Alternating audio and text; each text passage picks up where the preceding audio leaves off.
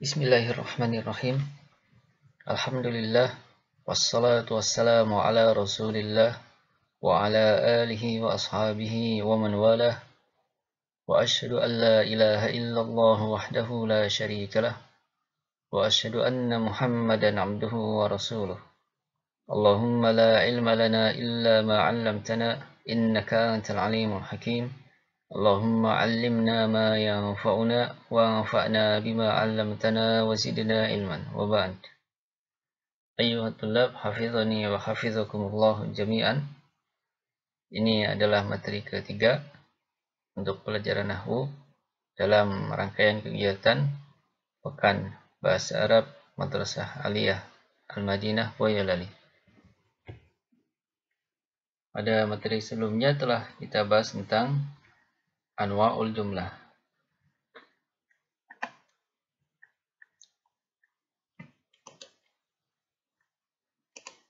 Nah,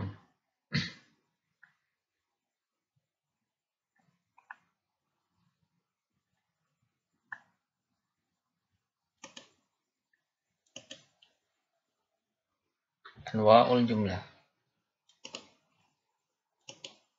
jenis-jenis kalimat. Ya. Nah, sekarang kita lanjutkan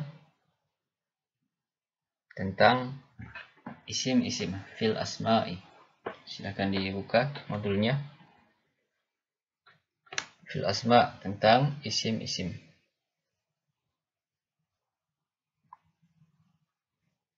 Aqsamul ismi, jenis-jenis isim. Isim terbagi menjadi 3. Ini dilihat dari segi jumlahnya. Ya, jumlah yang ditunjukkan olehnya. Yang pertama mufrad, kedua musanna, ketiga jamak. Secara ringkas, mufrad ini menunjukkan 1, isim yang menunjukkan jumlah yang 1, musanna menunjukkan 2, jamak menunjukkan lebih dari 2. Dan isim jamak ya terbagi menjadi 3. Ada jamak mudzakkar salim, ya, jamul mudzakkari salimu, kemudian jamul muannats salimu, dan jamut taksir. Insyaallah akan datang penjelasannya. Yang pertama, perincian tentang isim mufrad. Definisinya, isim mufrad yaitu kata yang menunjukkan jumlah yang 1. Kata yang menunjukkan jumlah yang 1. Maksudnya sesuatu yang jumlahnya 1. Contoh, baitun, artinya sebuah rumah. Baitun, sebuah rumah. Nah, berikutnya al-musanna. Definisi musanna yaitu kata yang menunjukkan jumlah 2. Sesuatu yang jumlahnya 2 ketika itu.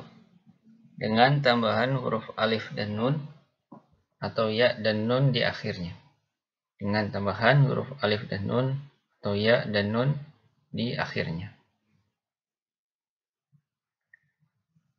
Contoh, contoh musanna. Kalau mufradnya baitun, artinya sebuah rumah. Musannanya baitani atau baitaini. Ya, ini ada tambahan alif dan nun atau ya dan nun. Baitani, baitaini, artinya sama. Ya, 2 rumah. 2 rumah. Selanjutnya tentang jamak mudzakkar salim. Jam'ul mudzakkari salim. Definisinya, jamak mudzakkar salim yaitu kata yang menunjukkan jumlah jamak lebih dari 2 dengan tambahan huruf wawu dan nun atau ya dan nun di akhirnya. Kata yang menunjukkan jumlah jamak ya lebih dari 2. 3, 4, 100.000, ya, 100.000, 6. Dengan tambahan huruf wawu dan nun atau ya dan nun di akhirnya. Contoh, ketika mufrad muslimun, artinya seorang muslim. Jamak mudzakkar salim muslimuna atau muslimina, artinya kaum muslimin. Ya, berarti 3 atau lebih. Ini perbedaannya nanti penggunaannya di dalam kalimat. Ya, Insyaallah akan datang penjelasannya. Di keduanya sama-sama diartikan kaum muslimin atau orang-orang Islam. Berikutnya tentang jamak muannats salim. Jam'ul muannatsis salim. Definisi jamak muannats salim yaitu kata yang menunjukkan jumlah jamak lebih dari 2 dengan tambahan alif dan ta di akhirnya. Kata yang menunjukkan jumlah jamak lebih dari 2 dengan tambahan alif dan ta di akhirnya. Contoh jamak muannats salim ketika mufrad muslimatun, seorang wanita muslim. Ketika dibentuk ke jamak muannats salim muslimatun, artinya beberapa wanita muslimah, ya lebih dari 2. Lebih dari 2. Nah, muslimatun menjadi muslimatun. Berikutnya jamak taksir. Jam'ut taksiri. Definisi jamak taksir yaitu apa-apa yang berubah dari bentuk mufradnya. Apa-apa yang berubah dari bentuk mufradnya. Contoh jamak taksir ketika mufrad waladun, artinya seorang anak. Jamak taksirnya auladun. Auladun artinya beberapa orang anak, ya lebih dari 2. Nah, waladun menjadi auladun. Jamak taksir ini bisa dikenali dengan cara merujuk kamus dan banyak menelaah. Jamak taksir ini bisa dikenali dengan cara merujuk kamus dan banyak menelaah. Dan itu juga dengan menghafalkannya, ya, dengan menghafalkannya. Mana yang jamak taksir, mana yang jamak muannats salim, dan mana jamak mudzakkar salim. Dan menghafalkan kita akan bisa membedakan antara ketiga jenis jamak ini. Nah, dan ada kaidah-kaidahnya sendiri, ya. Isim mufrad apakah ketika dijamak itu dengan jamak mudzakkar salim atau muannats salim atau jamak taksir, ada kaidah-kaidahnya sendiri. Nah, sekarang kita hanya pembahasan dasarnya saja. Berikutnya ringkasan jenis-jenis isim. Contohnya ini isim mufrad kafirun ketika musanna kafironi, kafiroini. Tambahan alif dan nun atau ya dan nun. Kafirun seorang yang kafir. Kafironi atau kafiroini 2 orang kafir. Jamak mudzakkar salim kafiruna atau kafirina. Tambahan wawu dan nun atau ya dan nun. Kita bisa lihat di sini bedanya, ya. Dengan musanna, ya dan nun pada musanna. Kalau ya-nya sama-sama disukun. Nah, jika nunnya sama-sama di kasrah, tapi lihat harokat sebelum ya ini kalau pada musanna di fathah, sedangkan harokat sebelum ya pada jamak mudzakkar salim di kasrah. Ya, kafirina jamak mudzakkar salim. Kafiro ini musanna. Kafiro ini 2 orang kafir. Kafirina beberapa orang kafir, ya lebih dari 2. Nah, berikutnya yang mufradnya shalihatun, seorang wanita salihah. Musanna shalihatani atau shalihataini, sama kaidahnya, ditambah alif dan nun atau ya dan nun di akhirnya. 2 orang wanita salihah. Ketika dibentuk menjadi jamak muannats salim menjadi shalihatun, tambahan alif dan ta. Ya. Jadi ta marbutahnya ini dirubah menjadi ta matwiyah, ya, atau ta maftuhah, ta yang terbuka. Nah, shalihatun beberapa wanita salihah.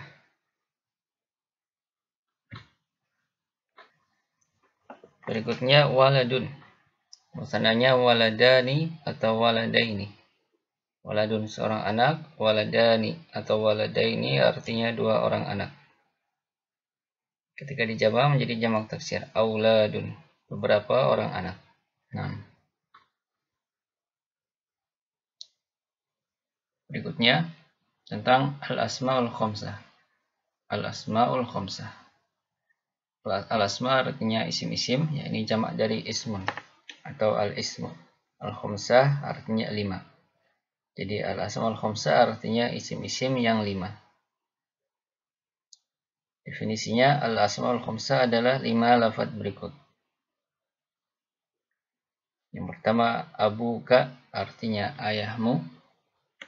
Yang kedua, akhuka saudaramu. Ketiga, hamuki iparmu wahai wanita. Ini lawan bicaranya ki, ya anti seorang wanita. Iparmu wahai wanita. Kemudian yang keempat, fuka mulutmu.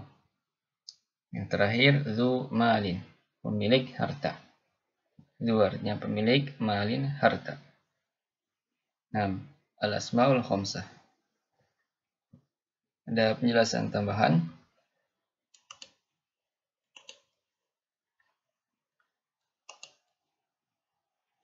Nah, kita ambil contoh abuka. Lafaz abuka terdiri dari 2 kata, yaitu abu dan ka. Abu artinya bapak, ka ini kamu, ya seorang laki-laki. Huruf ka ini disebut dengan domir, kata ganti. Domir ini bisa diganti dengan lafaz lain, seperti nama orang. Jadi al-asmaul khamsah tidak harus selalu abuka. Ka-nya ini bisa diganti dengan lafaz lain seperti nama orang, misalnya Hurairah, ya, sehingga menjadi Hurairata, ya, Abu Hurairata, nama seorang sahabat yang mulia radhiyallahu anhu. Jadi yang sering kita dengar ini, ya. Karena itu termasuk al-asmaul khamsah atau namanya al-asmaul khamsah. Salah satu al-asmaul khamsah. Kaidah ini berlaku untuk lafaz-lafaz lain, sehingga al-asmaul khamsah tidak selalu harus berupa abuka, akhuka, hamuki, fuka, zumalin. Ya. Di bagian belakangnya ini bisa dirubah. Ka-nya bisa dirubah ke domir lain. Abuhu, misalnya abuhuma, abuna, bapak kami, dan seterusnya. Ya. Zumalin, misalnya. Mal ini, ya, zumalin, pemilik harta. Mal ini juga bisa diganti, misalnya zu ilmin, ya, pemilik ilmu. Orang yang memiliki ilmu. Ya. Jadi al-asmaul khamsah tidak harus selalu berupa seperti ini, ya. Bagian belakangnya atau lafaz keduanya bisa diganti. 6. Berikutnya,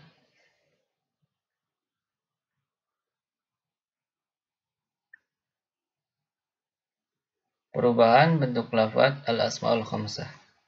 Perubahan bentuk lafaz al-asmaul khamsah. Lafaz-lafaz al-asmaul khamsah berubah-ubah, ya, sesuai dengan kedudukannya di dalam kalimat. Lafaz-lafaz al-asmaul khamsah berubah-ubah sesuai dengan kedudukannya di dalam kalimat. Nah, kedudukan maksudnya keadaan i'rab, ya. Keadaan i'rab rafa, nasab, jar. Ini insyaallah akan kita bahas, ya. Jadi sekarang secara global dulu. Ketika rafa, lafadznya seperti tadi, abuka, akhuka, hamuki, fuka, zumali. Ketika nasab berubah, abaka, yang tadinya wawu berubah menjadi alif. Abuka menjadi abaka. Dan akhuka, akhoka, dan seterusnya. Ya, hamaki, faka, za malin. Ini ketika nasab. Ketika jar berubah lagi menjadi abika. Ya, dari abaka menjadi abika. Dan seterusnya ini akhika, hamiki, fika, zi malin. Nah,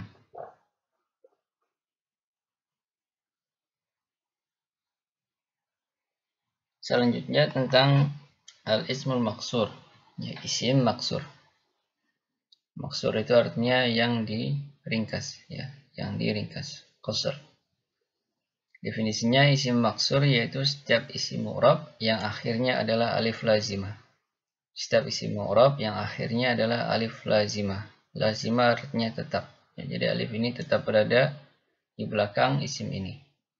Contoh al-fata. Al-fata artinya pemuda. Nah, ini alif lazimahnya, ya. Jadi alifnya tidak selalu berbentuk seperti ini, ya. Tidak selalu berdiri. Bisa juga alif bengkok. Nah, ini disebut juga dengan alif maksurah, ya.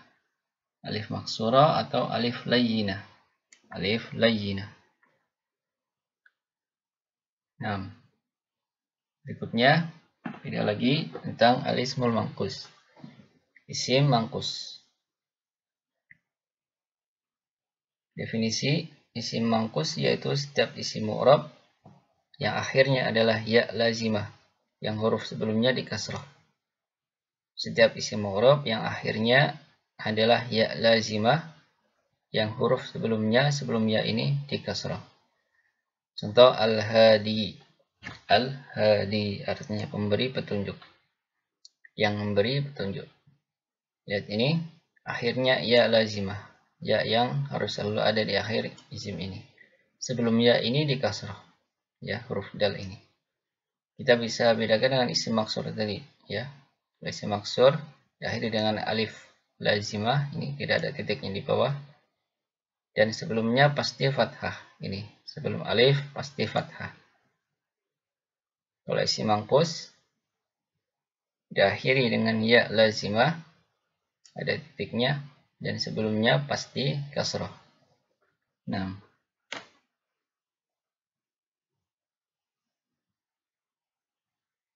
berikutnya tentang al-ismul ladzi la yansarifu. Isim yang tidak bertanwin. Isim yang tidak bertanwin. Definisi isim yang tidak bertanwin yaitu isim yang tidak dimasuki oleh tanwin. Ya, tidak boleh ditanwin. Contoh Aisyah tuh.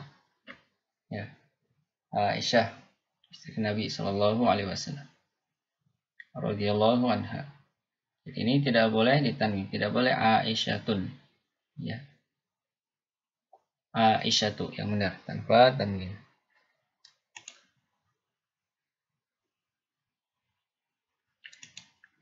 Insya Allah akan datang perinciannya. Insya Allah akan datang perinciannya, penjabarannya.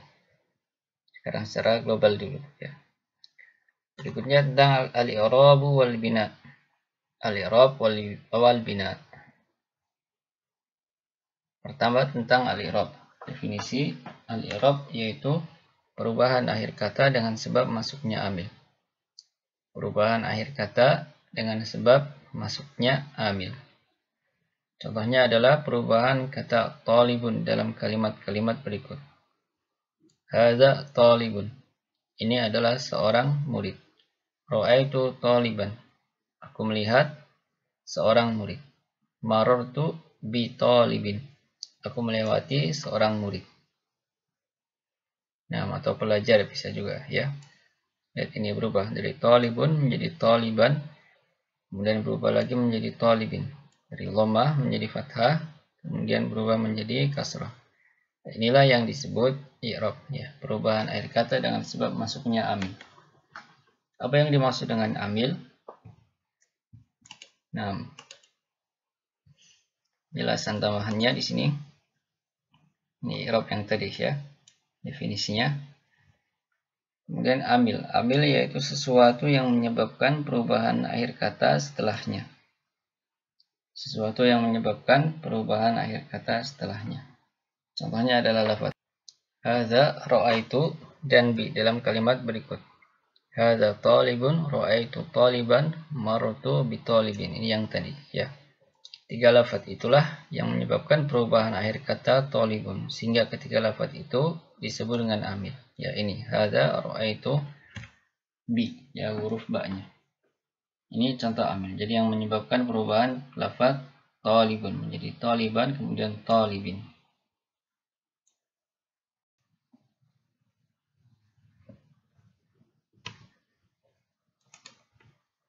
Kita lanjutkan.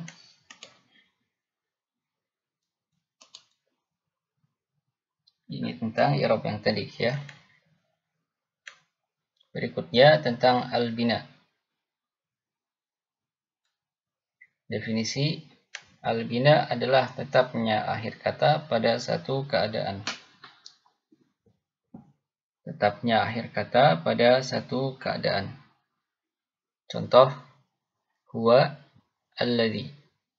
Huwa dia seorang laki-laki, alladzi artinya yang ya atau orang yang.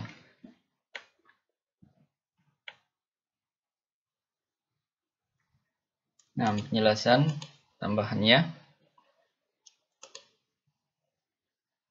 yang tadi. Kemudian kita ambil contoh satu lafaz, yaitu alladzi, ya, satu lafaz yang di akhirnya ada albina ini, akhirnya tetap. Lafaz ini tidak mengalami perubahan di akhirnya walaupun didahului oleh amil. Lafaz ini tidak mengalami perubahan di akhirnya walaupun didahului oleh amil. Contoh, hadzal ladzi jaa amsi. Inilah orang yang jaa, datang, amsi, kemarin. Hadzal ladzi jaa amsi. Inilah orang yang datang kemarin. Ra'aitu alladzi jaa amsi. Aku melihat orang yang datang kemarin. Ini salah ya, ini tidak boleh ditanwin sebenarnya. Ra'aitu alladzi jaa amsi. Aku melihat orang yang datang kemarin. Marartu billadzi jaa amsi. Aku melewati orang yang datang kemarin. Nah, coba kita bandingkan dengan sebelumnya, ya. Ayat ini ambilnya sama, hadza ra'aitu bi. Tapi yang ini talibun berubah, hadza talibun ra'aitu taliban marartu bi talibin. Harokatnya berubah. Sedangkan ini yang alladzi tetap. Hadzal ladzi ra'aitu alladzi marartu billadzi. Maka ini termasuk kata yang di akhirnya ada bina, karena akhir kata ini tetap pada satu keadaan, yaitu disukun. Ya ini, ya huruf ya-nya tetap disukun, tidak berubah. Walaupun di depannya ada sesuatu yang sebenarnya menuntut adanya perubahan di akhir lafaz ini, ya. Baik.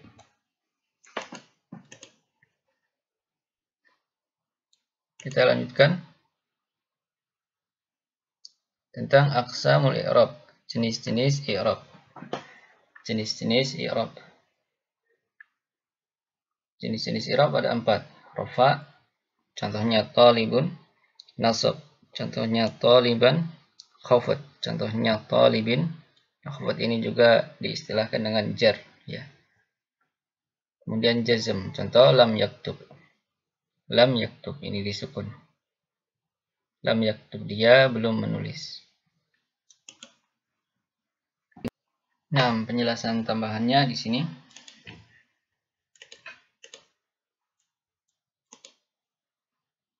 Jenis-jenis i'rab, aqsamul i'rab.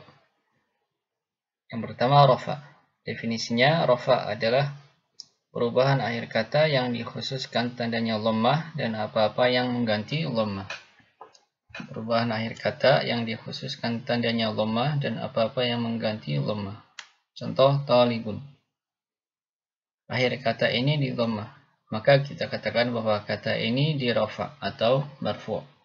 Ya, talibun ini lafaz yang di rafa atau marfu' karena huruf terakhirnya di dhammah. Kemudian nasab. Nasab adalah perubahan akhir kata yang dikhususkan tandanya fathah dan apa-apa yang mengganti fathah. Contoh taliban. Akhir kata ini di fathah, maka kita katakan bahwa lafaz ini atau kata ini dinasab, mansub. Ya, karena di fathah akhirnya. Jadi rafa terkait dengan dhammah, nasab terkait dengan fathah. Berikutnya khafad atau jar. Adalah perubahan akhir kata yang dikhususkan tandanya kasrah dan apa-apa yang mengganti kasrah. Contoh talibin. Talibin. Akhir kata ini di kasrah, maka kita katakan bahwa lafaz ini di khafad atau mahfud. Istilah lainnya di jar atau majrur, ya. Nah, jadi khafad atau jar terkait dengan kasrah. Sedangkan jazm adalah perubahan akhir kata yang dikhususkan tandanya sukun dan apa-apa yang mengganti sukun. Jazm adalah perubahan akhir kata yang dikhususkan tandanya sukun dan apa-apa yang mengganti sukun. Dan jazm ini hanya ada pada fi'il mudhari, ya. Contoh lam yaktub. akhir kata yaktub ini disukun, maka kita katakan bahwa lafadz ini dijazm atau majzum. Yaktub ini dijazm atau majzum. Setiap jenis i'rab ini memiliki alamat atau tanda-tanda pokok dan tanda-tanda cabang. Ya, setiap jenis i'rab ini, misalnya khafad, yang memiliki alamat atau tanda-tanda pokok. Khafad alamatnya atau tanda pokoknya adalah kasrah. Jazm sukun. Sebelumnya rafa dhammah. Nasab tanda pokoknya fathah. Ya. Dan juga memiliki tanda-tanda cabang. 6. Jadi ini yang dimaksud dengan apa-apa yang mengganti dhammah misalnya pada rafa ini. Ini yang disebut dengan tanda cabang ya. Apa-apa yang mengganti fathah. Tanda cabang dari nasab ini. Itu pula yang lainnya. Nah, misalnya akan datang penjelasannya.